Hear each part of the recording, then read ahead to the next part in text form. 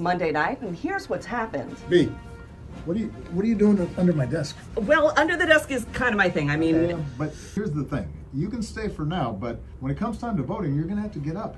Because you've got climate change legislation on the ballot, you've got gun safety, and if we can elect more pro-choice members of Congress, we can reinstitute Roe versus Wade as the law of the land. So you can't stay here. You're going to have to take a little bit of time to vote. Is now a bad time to say that I voted for McCain in 2008? As long as you voted, it's okay. Go to iwillvote.com and I will see you at the polls.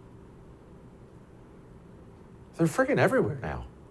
Joining me now, my friend Lauren Chen, TPUSA contributor. Lauren, trans people are all of a sudden like the sacred cow in our society. You can't escape it. There was a banking commercial on the other night in the living room. I turn around and they're running around. When did this happen? I mean, for anyone who's been paying attention, we've been seeing this slowly increase over the past few years. I remember, a few years ago, there was actually a Super Bowl commercial where I think it was hummus was being advertised with drag queens because, of course, why wouldn't you want to link your dip, your snack food with the LGBTQ umbrella for virtue signaling points? It's very strange. And if you were just to be going based off of what you see in the media, I wouldn't fault you for assuming that 50% of the population of America is trans or LGBT in some way.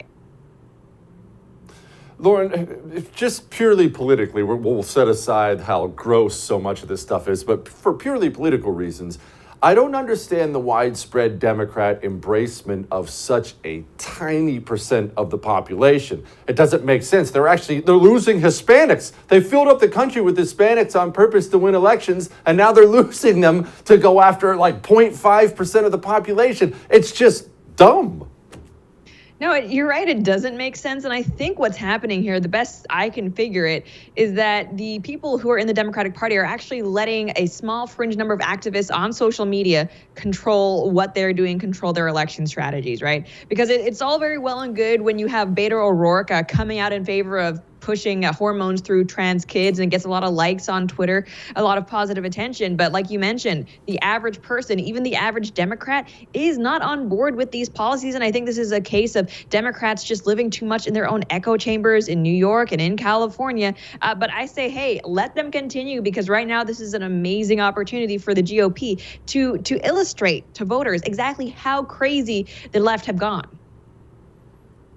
Speaking of transitioning, you've been covering feminist transitioning. Transitioning into what? Well, thank goodness, transitioning into, I just want to say broadly, a normal person, but actually feminine people. So there is this one account on Instagram. I recommend you guys follow it, Fearless Femininity. She does a great job documenting women who have actually left feminism, left the progressive bubble in order to not just become mothers and wives, but actually to embrace a walk with Christ. And you can see the amazing transformations from the inside out. We've seen women go from blue-haired, angry feminists, even doing sex work, to actual church-going mothers and wives. And I think is a great example of how, no one is beyond redemption when it comes to Christ. But unfortunately, when we're looking at how black an ideology progressivism and feminism is, I think for a lot of people, these types of transformations may not be possible without saving grace. And it's nice once in a while to see that transformations can happen for the better. And, obviously looks aren't everything, but I think it speaks to how much happier these women are on the inside when you can see someone go from, colorful hair, piercing, scowls, smoking drugs, and to, in the next frame, smiling on her wedding day, her natural hair. It really is it's so encouraging, and it's a nice little bit of good news that we so rarely get.